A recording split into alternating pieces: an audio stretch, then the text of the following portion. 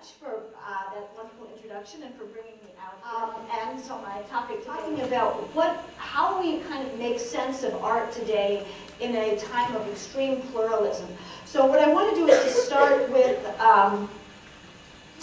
just quickly run through a series of things that are currently considered art. And as I show them and briefly describe them, I want you to think about, what is the thing that they all have in common that makes them art? What is art? It can encompass all of these things. So we'll start, of course, with Damien Hirst, the infamous Damien Hirst and his shark in formaldehyde with this kind of very poetic name, as many of his works have. And one of the questions that gets sort of raised often by this piece is how is this different than a science experiment? What makes this art? Again, so keep that in mind as we switch to the next one. This is Orlan, who was mentioned in the title of the topic, title to this talk, who is an artist who's kind of, again, sort of infamous for reconfiguring her face through plastic surgery to give herself the features of various parts of great paintings from Western civilization. The lips of Mona Lisa, the forehead of Venus arising from the sea, etc., etc. So after going through all of that and kind of reconfiguring her face in sort of the form of all of these different works of Western art, she then began to digitally meld her face with pre-Columbian African sculpture. And so this is one of the examples here. So here, of course, we have the notion then of art, which seems to be kind of in which the face itself becomes a sculptural material. So again, a kind of different approach to art. Here we have the Guerrilla Girls, one of their most famous posters. So here's the idea of art as a kind of media, art as a billboard. This is a billboard that appeared in New York City in 1989, part of the Guerrilla Girls campaign to make museums and the art world more aware of the kind of inherent biases against women, in doing so in a kind of humorous way that mimicked the language of advertising. And going even further in sort of mimicking media is this work by the Yes Men. And if you're aware of their work, they are sometimes categorized as hoaxsters. They impersonate corporate spokespeople and often get themselves invited to corporate conferences, and they go up and they are giving some sort of in the beginning seems like a normal talk and then sort of runs off in some bizarre direction. This was probably their greatest coup. For this piece, they set up a website which they claimed was the Dow Chemical website. It was a very sort of convincing replica. And on this website, they declared that finally, after like 25 years, Dow Chemical was going to accept responsibility for the disaster in Bhopal, India, which killed and maimed hundreds of people, and for which Dow had always refused to take any responsibility. And what happened was that an enterprising BBC reporter saw the website and thought that she had found a scoop, called them up and did this live interview on BBC, in which the spokesperson, this is one of the Yes Men spokespeople, told her and the world that they were taking responsibility. What had happened immediately was that Dow's, that their stock plummeted. The company went into kind of emergency mode and was forced to put out a statement that, in fact, they were not taking responsibility. And so it was like a kind of wonderful intervention into the media system. So here, again, kind of this question of what is art? Okay, it's a kind of media subversion. This is the work of Sherry Levine. It looks like the work of Walker Evans, but in fact it is one of her appropriated photographs, a photograph of a photograph. And of course, when a photograph is of a photograph is then given someone else's name, the attention then moves from the subject of the photograph and to the authorship of the photograph. And so it becomes a completely different thing, even though it looks entirely like the photograph by Walker Evans. So again, in terms of what makes it art, here it's a kind of conceptual move, a claiming of someone else's artwork. This is a work of Julia Scher, who is as well as being an artist, is a bonded security professional. She has her own company called Security by Julia. And she does performances and installations that talk about our willingness to subject ourselves to surveillance today. And of course, that's clearly one of the things that's going on here. This is a performance that she did, and what should be the most intimate part of our lives in our home, the bed, and you have these kind of leering monitors staring as a kind of metaphor for the way in which we really seem to have just invited, the world into the most private and intimate of our experiences. This is Maurizio Catalan's La Nona Ora, the ninth hour, a work that was very, it turned out to be very controversial. This is a very realistic sculpture of Pope John Paul II, felled by a meteor. You see all the broken glass here. And it was shown without event in a number of places until finally an exhibition, it was included in an exhibition in Poland. And Polish, of course, is a Catholic country with a resurgent Catholic church. And even before it opened, some of the clergy, the local clergy, got very upset about it, and they gained entrance to the museum. They took the meteor off the Pope. They tried to set him upright, and when that didn't work, they closed down the show. So here, kind of provocation as art. This is the work of Nikki Lee. She is a Korean-American artist who kind of melds herself into various subcultures. And you can see her, she's the one with the yellow sash here, and here she's part of a Latin girl gang. And here she is as part of the senior group. That's her in the purple coat. So she completely reconfigures herself to become parts of these other groups. So here, kind of the notion of performance and impersonation as art. This is the work of a Thai artist, Sursai Kusalwang.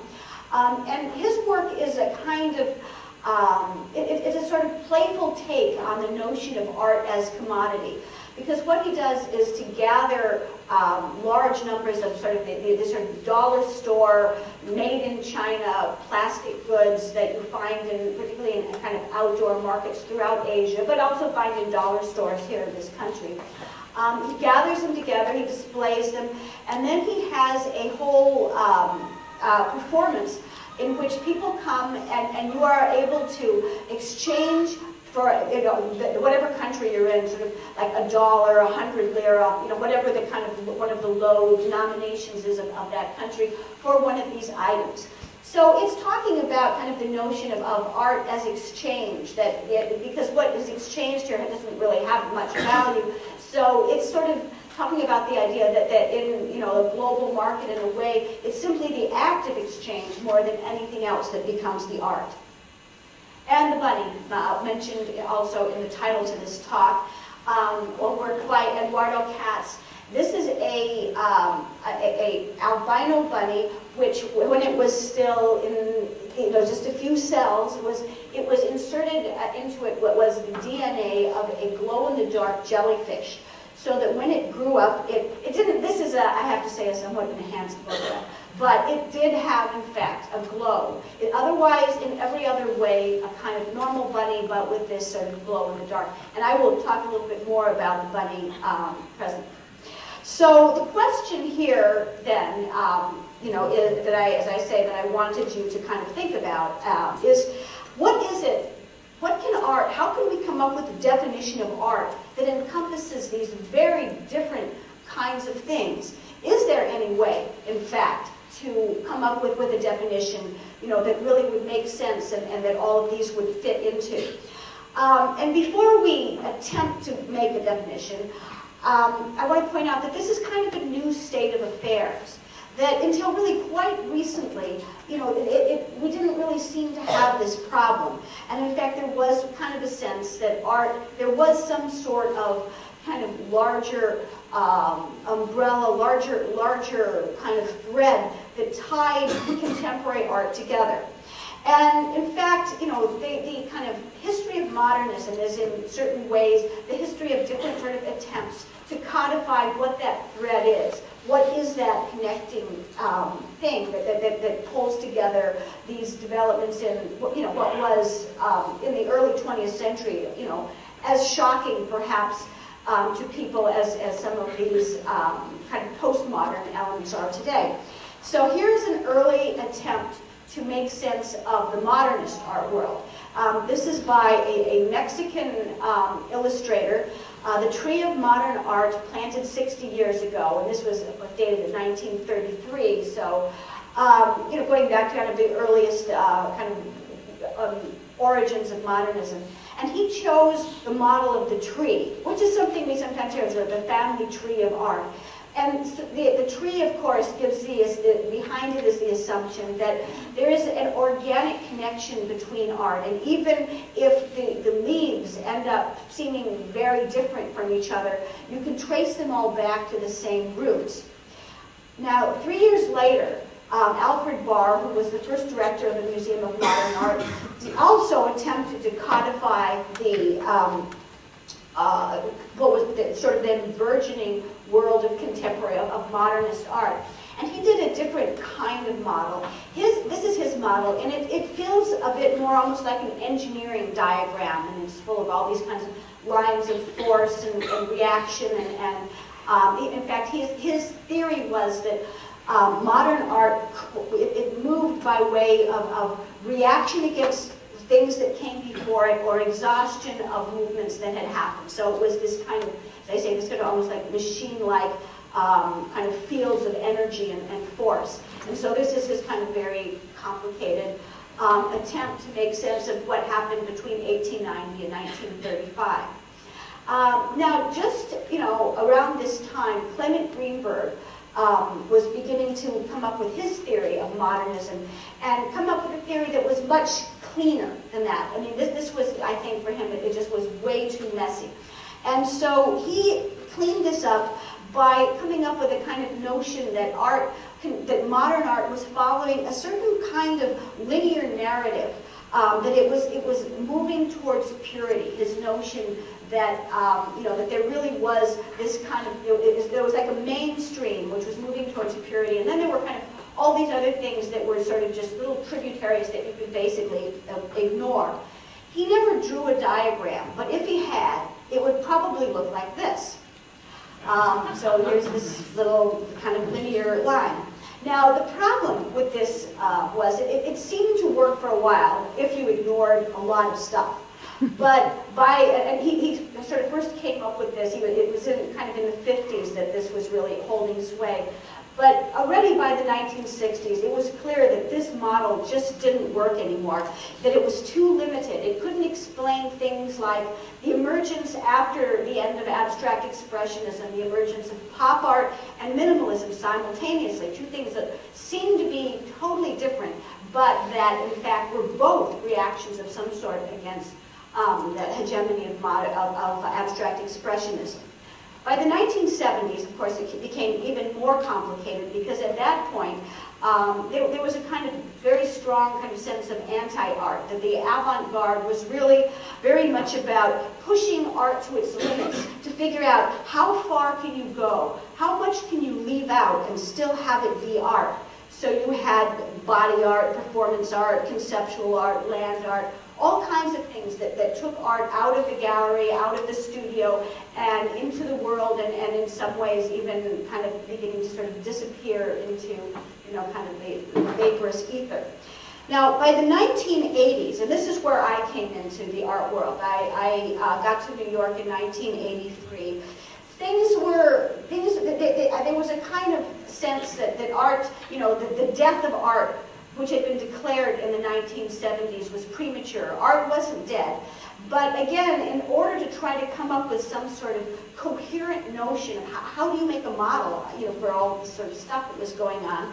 And in the 80s, I think the cohesion really was found in theory, in the notion that we were all, it was almost like being in a graduate seminar coming to New York at that time. And, we all had like a reading list, and we had to read all this sort of post-structural stuff, and we'd all have to talk about, simulacra and the commodification of art, and, all these kinds of things. And sort of meanwhile, while we were talking about that, the art market was coming back in a big way, and painting and sculpture, object making, which had been declared dead, came back in a big way.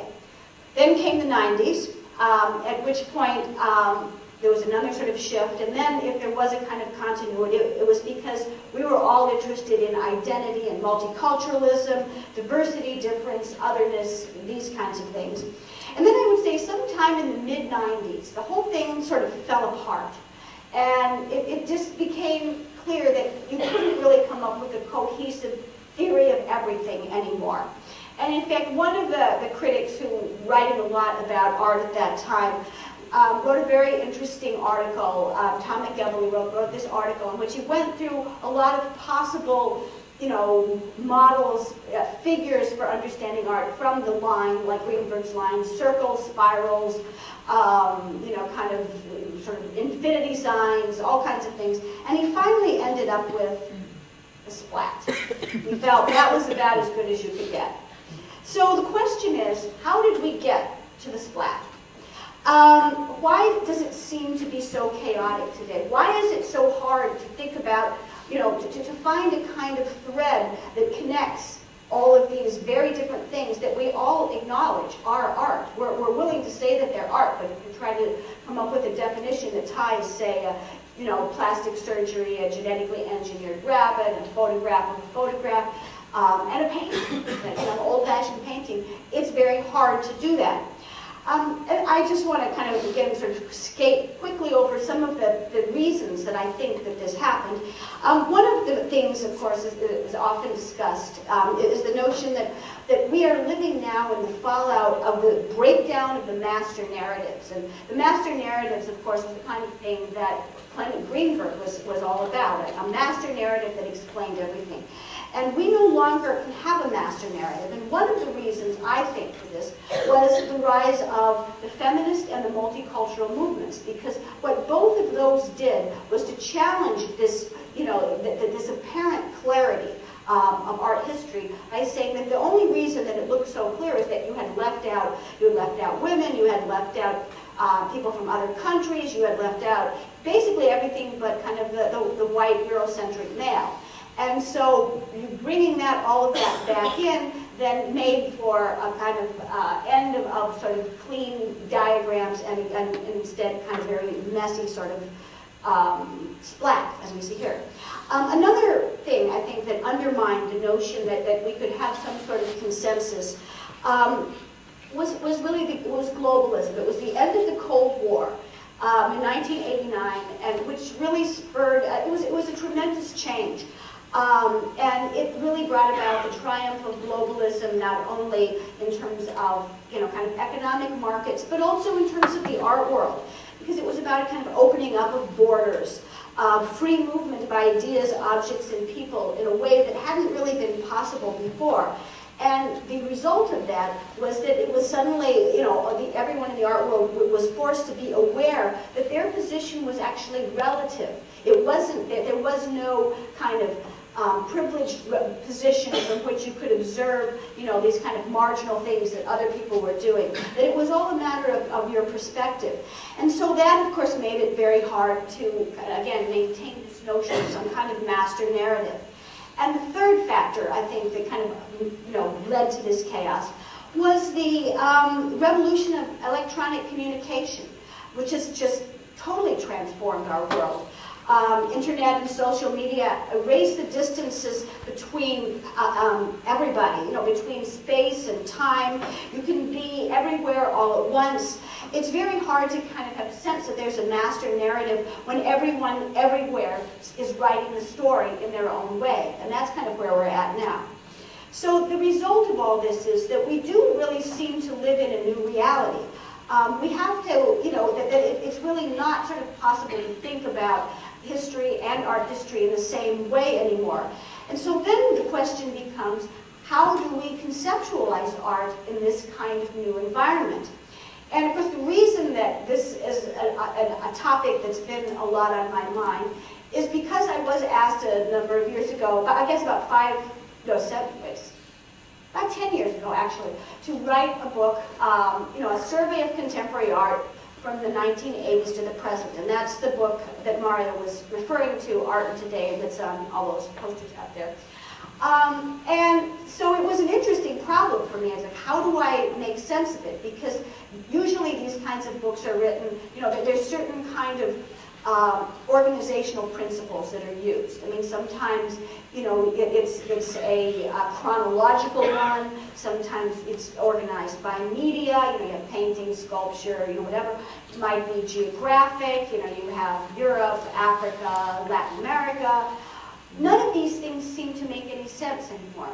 So in the end, I decided that the only way that I could really deal with it was to talk about, instead of looking for one master narrative, to see art as a series of different narratives. It's like many different streams. And sometimes they flow into each other, and sometimes they don't. Sometimes they influence each other. Sometimes they actually seem to have nothing to do with each other. And the reason for this is that, unlike the old master narratives, in which art was always seen as proceeding somehow from some sort of internal principle of change. If you think about Greenberg again, art is moving towards purity, or you think about Alfred Barr, it's reacting to the art that came before. What's happened now is that art's reacting to the world around us. And so you find the continuity, you find the sense of it, not inside art, but outside art. And therefore, the only way to really think about it is to think about it thematically, which is what I did in the book. And the book is divided into a bunch of themes: art and popular culture, art and abstraction, art and technology, art and the body, art and globalism, blah, blah, blah. And what I found helpful about thinking about art this way was that it really made it sort of possible to see that there still is kind of a trajectory. There still are, kind of narratives. There still is a sense of connection, but there's many of them, and they don't always necessarily connect with each other. And to give a sense of how this works, I thought I would just talk briefly about 3 of the themes in the book. The first one is time, art and time.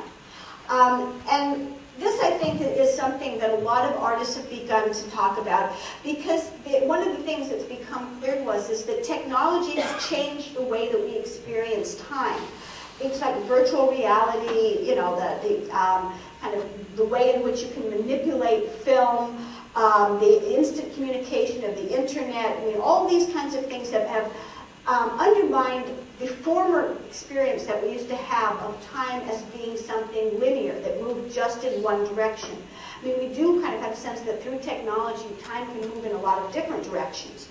And, in a way, this is just an extension of something that has long been of interest to artists. I mean, if you think about the medieval paintings with the vignettes of the lives of the saints, all on the same, different periods of their lives, all on the same canvas. It's a kind of precursor of cinema. But one of the other sort of precursors of cinema, a very important one, was Edward Muybridge, who already in 1887 was doing his locomotion series, and this is an example of one. And he was really the first one to, he would set up these series of tripwires, and he would have people or animals kind of move through them, and they were like, there were cameras at each of the tripwires, so that as this animal would trip one of the wires, the camera would go off. And so he was able to get a picture of the movement here of this animal, and in fact sort of revealed something that had never been seen before, which was how the animal actually moves by slowing it down. And so this was a real kind of precursor to what became cinema. By 1963, and kind of, after the rise of Hollywood and kind of movies becoming so much a part of our life, Andy Warhol and others started to begin to think about the kind of notion of the kind of relationship between what you might call real time, the real of the film, and real time, the actual time that we exist in. And he did a couple of films which were really about the collapse of those two kinds of time, of cinematic time and so-called real time, into a single thing. Because normally you go to the movies and things don't move in real time. You could go through years, epochs, whole long periods in the 2 hours of the film. So this was his work, Sleep, and this is basically, this is just the stills from it. This is a film strip from it. This is a film, it's an 8-hour film of a man sleeping. And nothing much really happens. I mean, he sleeps. At one point, he kind of turns over.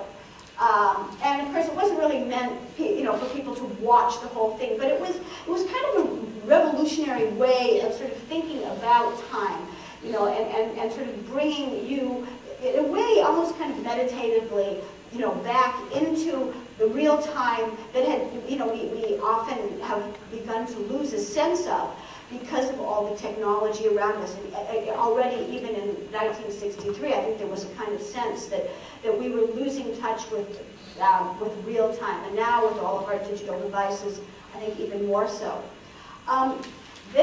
Warhol's work was then was the inspiration for this work by Bruce Nauman in 1994. This is a work that it combines, kind of an homage to Andy Warhol's Sleep, and also a work by John Cage, which was also about making you be back in the moment, and that's his 4 minutes and 33 seconds. Which is the piece where he sat down at a piano in a auditorium not unlike this, opened up the piano and sat quietly for 4 minutes and 33 seconds, therefore forcing people to pay attention to everything that was surrounding them, and so then the music then becomes kind of the ambient sound. So, like Warhol's Sleep, it's a way of sort of forcing you back into a kind of bodily, real experience of time that has become increasingly elusive in our contemporary society. So now we put these two together in this work called Mapping the Studio. And this consists of, he filmed his own studio at night for actually over a period of many months. And then he did a 6-hour compilation, multi-screen compilation of his studio. And like Warhol's Sleep, not very much happens. Occasionally a coyote bays in the distance. He's out in New Mexico. The biggest event actually is when a mouse comes out and sort of runs across the floor. So you kind of sit there and wait for that. But again, the idea being, that it's kind of slowing down cinematic time, slowing down the time of art to the time that we really experience. A different way of talking about sort of the way that we experience time is found in this work by Douglas Gordon. And actually, another work of his, which I don't have a slide of, but you can just imagine, is the 24-Hour Psycho, in which he slowed down Hitchcock's Psycho to 24 hours. And it's just, you go and you see it's just moving minusculely. And so it's very interesting also because it kind of begins to give you a sense of, you seem to be in this sort of, altered plane of existence from what's going on there. But this is, I think, a very interesting piece called Between Darkness and Light. And what he did here was to, on a single screen, to project two films. One of them is The Song of Bernadette, and the other is The Exorcist. So these were both films, I mean, in an interesting way, kind of interestingly parallel. They were both about possession. One, kind of a spiritual possession by, the divine spirit, and the other by satanic forces. And what was interesting is that they're played together. The sounds, are played together. And in fact, they're, because they're different lengths, the synchronicity, each time it's played, it's different. They're on loops, so it's constantly changing kind of what overlaps with what. And you begin to, when you watch it, it's actually really fascinating because there will be these moments when somehow the two things seem to kind of be converging, and then there'll be moments where they're very, very different. And then again, somehow there'll be these connections between what's going on the screen. And part of, I think, what Gordon's getting at is that, again, with the new technologies, with the world, that we live in now, we have actually learned to experience time that way ourselves, and a kind of multiple time. We live in a way in sort of multiple time frames. When you're watching, maybe you're doing your email, you're watching a movie, you're actually in, real time yourself. You have all these sort of different things, and we've somehow managed to kind of learn how to balance all of these so that we simultaneously exist in all these sort of different planes all at once. Another artist who talks about the way in which we some of the new ways we experience time and the manipulation of time is Paul Pfeiffer. And he has done a number of videos in which he takes very, very short loops from, sometimes they're from like sports, this is just a sports cast of a basketball game, or sometimes they're from Hollywood movies. He takes these very short loops. He then digitally erases certain aspects of it, and then he projects them in this short little loop. So the same little thing kind of happening over and over again. Something like it, as those of us who are older in the audience will remember what it was like when a record would be stuck, and that kind of notion it's the same thing happening over and over again. And part of the point here is, as the title to this work suggests, here, Four Horsemen of the Apocalypse, the works kind of then become meditations on kind of eternity and kind of transformation and sort of spiritual states. And this is one in which he has taken this basketball player, and it's a moment, a short little moment when the lights, have kind of blinded out the head. He's removed all of the other players, and he's removed the ball. So you have this kind of sense of, this person, he's sort of jumping, and nothing's ever kind of really happening. And it becomes a sort of metaphor, in a way, I guess, for sort of the sense of frustration, human aspiration, or, looking at the title, maybe a kind of, a sense of what hell might be like, a place that you can't ever really, you're kind of just stuck, you can't ever really get out of it. Another artist who has played with time is Bill Viola. This is from a film called The Greeting, and here this is it's based loosely on a painting by Pontormo called The Visitation, which depicts the meeting of Mary and Elizabeth after each of them have learned that they're going to have children from the Bible. They're both with child, and this sort of joyful meeting. But what he did here was, they sort of vaguely kind of modernized, but they also have these kind of folky looking outfits, so it feels a little bit biblical. And it's a 45-second clip, which has been enlarged to 10 minutes. So the whole thing, again, it's not as glacial as 24-hour cycle, but it's really slowed down. And you have, you see the fluttering of the garments, and it's a kind of, really, sort of focuses on this climactic meeting between the two. And one of the things I think that it says to me, that it makes me think about, is that even, paintings, Renaissance paintings, back before all of these technologies of ours existed, were very much about time. And a good narrative painting would be one that told you, it would be picking this climactic moment, but it would also be telling you something about what happened before and what was happening next. It was like a kind of film still of that sort of very crucial moment that made you kind of understand, what was happening. So because he's sort of drawing here on the history of Western painting, he's also talking about the fact that this kind of notion of art expanding our sense of time is something that goes far back in art history. My last time-based piece is a work by Wolfgang Stahl.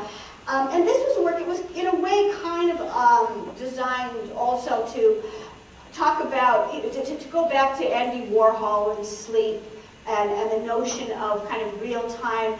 And what it consisted of, he set up cameras in 3 places around the world, in a monastery in Stuttgart, a TV tower in Berlin, and this site on the Hudson River. And they were projected sort of these kind of still, kind of released, kind of very jerky, I think it was like every 2 seconds or something, you would get an image. And it was projected in a gallery in New York City. And the idea was, that these were 3 places where, not much was going to happen. Again, I mean, here, this is the Hudson River. You could sort of see a barge sort of very slowly go down. But that these things were happening actually at the same time that you were in the gallery. So it was also bringing in real time in that way. So it was about, here you are in one place and you are simultaneously experiencing time in these 3 other places.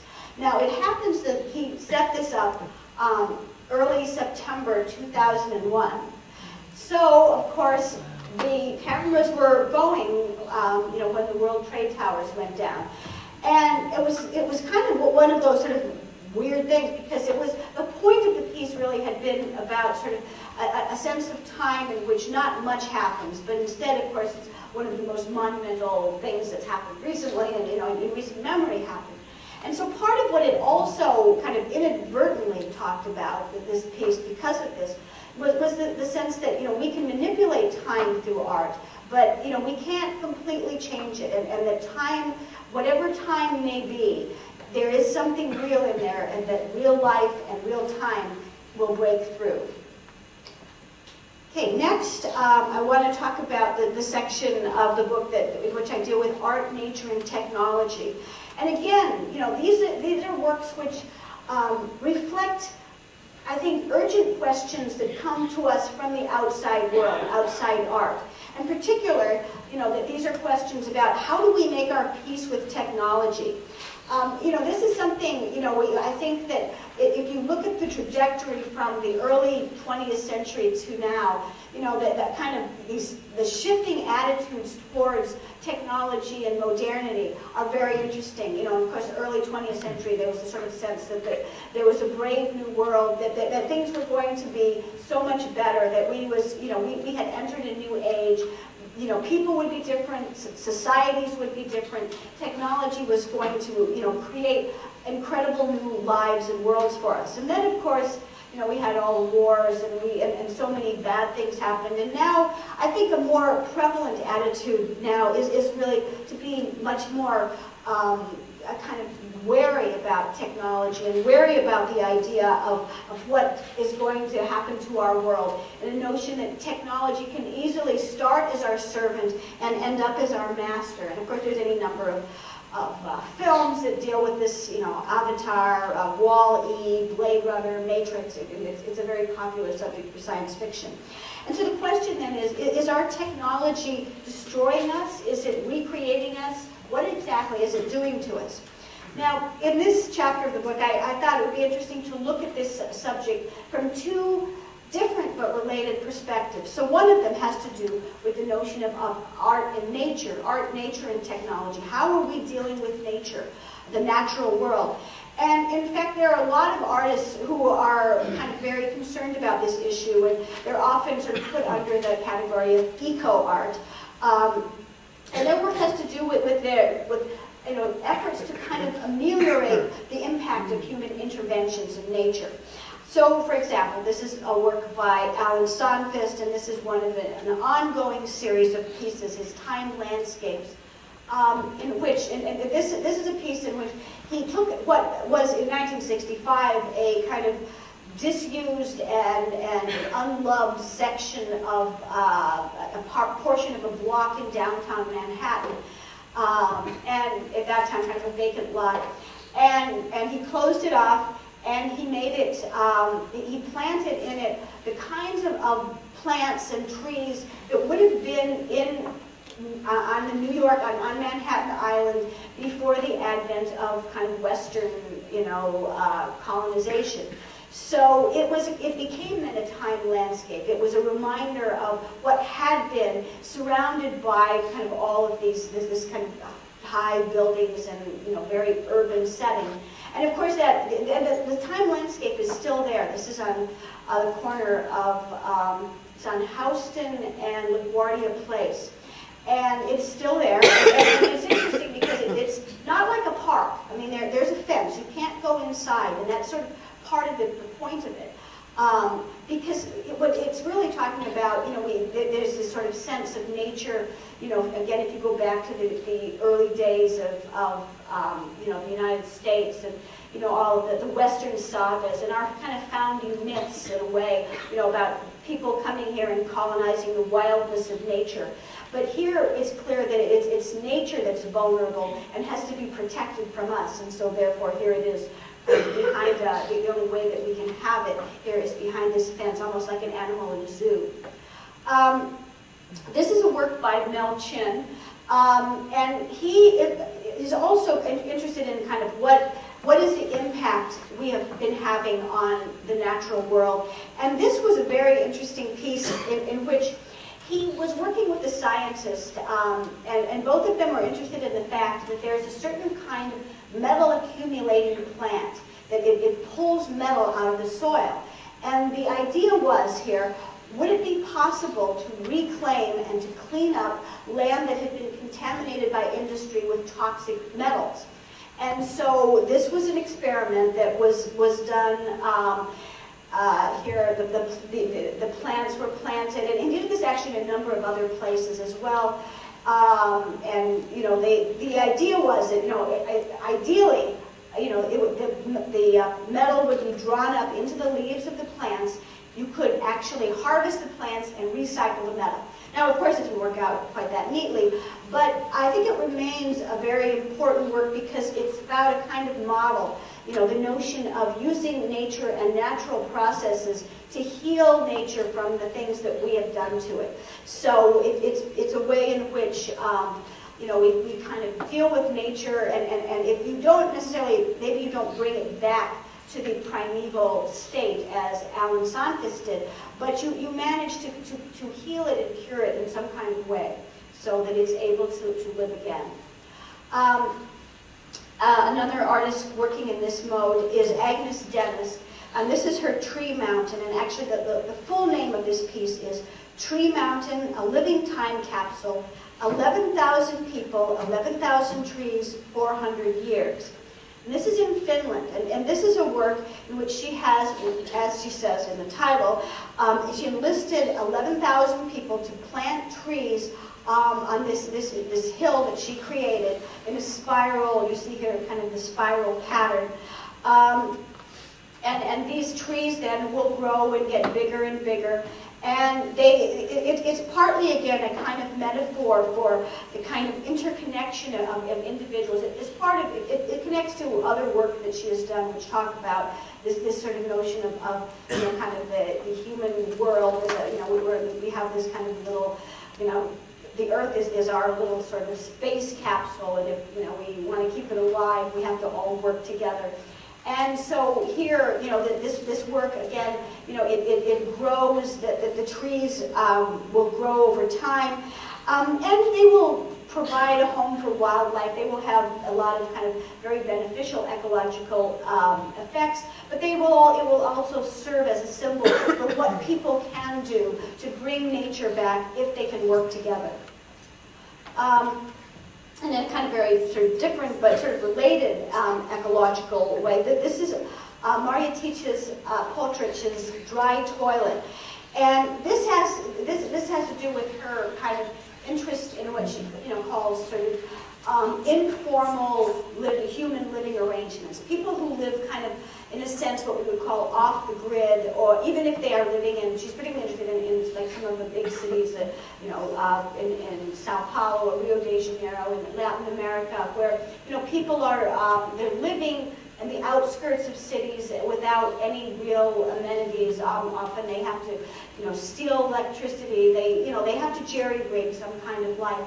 And so this was one of the problems, of course, for living in that mode is, sanitation and plumbing. So she, and again, working with another architect and designer, came up with the dry toilet, which is an ecologically safe, waterless toilet, because water is difficult to get, it's a premium, which can be installed, and there's a whole kind of process here that after it's filled, it then becomes fertilizer, and it becomes a way then of kind of making it possible for people to live, in these situations where they don't have access, in a way kind of returning them back to a sort of more natural state. Okay, so that's the eco-art. Next, bio-art. So the work I've just showed is about artists who are dealing with kind of the natural world and humankind's impact on that. I think there are a related set of issues have to do with the way in which we are dealing with issues of our own bodies. And this brings in all kinds of things like genetic engineering and the Genome Project and all of the things that we can now do to sort of manipulate the human body. And again, I think artists who deal with this, they have a kind of very wary attitude towards the new technologies and asking questions about what are the consequences. This is a work by a group called Critical Art Ensemble, who do kind of quasi-scientific experiments. And they often have a kind of bit of humor in them in order to make their point. Here is from a project that they created or invented, made up a company called Biocom, which they, according to the conceit of this work, it is going to buy, now that we can finally, code everybody's DNA, they want to buy your DNA, buy your code, and then do whatever they're going to do with it. And of course, what's interesting about that, so what happens in this piece is that, people come, they can get their DNA kind of analyzed, and then, there's some sort of calculation to discover how much it's worth. How much are you worth? How much is your DNA worth? Of course, there isn't really a company, so you can't really buy it or sell it. But it raises the issue about what would it mean if you could sell your DNA? And who would you be if a company owned your DNA? You start thinking about it, it's kind of mind-boggling, sort of some of the issues then that sort of get raised about human identity. And another artist who's kind of really, raises kind of similar kinds of issues is Wim Delvoye. And this is a kind of amazing piece in which it's this very complicated machine which mimics the processes of the human digestive system. So what happens is that you see there's that little glass bowl at the top. At the beginning of the day, it gets fed a meal made by a chef of some sort, and it slowly goes through all the same processes that the food, if you ate it, would go through in your body as it's broken down, and enzymes, and all these different things happen. And then finally, about 4 o'clock in the afternoon, comes to the end of the process, and it poops. So it's a work that is very, again, it's humorous, but it raises this question: what does it mean? What does it mean to be human? If we can start creating, recreating all of our biological systems, at what point then does the machine become human? Now, what's fun about this piece and interesting is, of course, there have been a lot of not only science fiction movies, but in fact, I think real efforts by scientists to replicate some of our kind of higher processes, the human brain. How do you replicate the processes of the human brain? But here, of course, he's deliberately chosen what we consider one of our lower processes. But it still raises that same question, of what does it mean to be human, and and that whole sort of, again, the specter of the cyborg, the robot, the android in Blade Runner, the replicant, the being that we create, and what happens if we can become God, that's sort of that Frankenstein complex in some way. And kind of, again, coming at this from a different direction, but similar questions, I think, are asked by this work by Patricia Piccinini, who does these very hyper-realistic sculptures of these creatures that would be, if we could, in fact, you know, kind of meld, here, obviously, humans and pigs, or kind of different, you know, kind of what different life forms. First of all, what would they look like? But then also, kind of, what would be our ethical responsibility towards them? You know, and here she's this kind of strange, kind of pig-human creature. She's sort of deliberately created them in a way that you know, they look, that there's a kind of very human quality, not only to the facial expression, but you know, I love this little one grabbing its toes, and it looks like, you know, photographs on the bare road of the little baby that, you know, is sort of that classic baby picture. And so again, it kind of, you know, asks that question, if, and part of what her work is asking is the question, if we, just because we can't do it, because we may be coming close to being able to do this kind of genetic melding, should we do it? And if we did, what would be our responsibility towards these, you know, creatures that we would create? And I'm back to the bunny.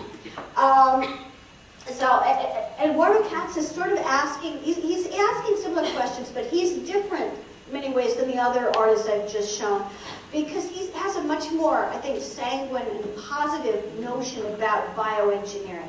And that's really what was behind his GFP bunny, whose name was Alba. He deliberately picked, you know, kind of one of the most innocuous of creatures, this really cute little bunny, really little, and you know, by injecting it with the jellyfish DNA, recreating it, making it into what we might think of as a kind of Franken bunny, but of course it's very far away from Frankenstein. And his original plan was, in fact, to take it after, it was done, he worked with the French lab, and they, you know, sort of did this, you know, it grew, you know, kind of incubating and growing up in the lab. Once it was big enough, his plan was to take it home, and it would be a pet for his daughter.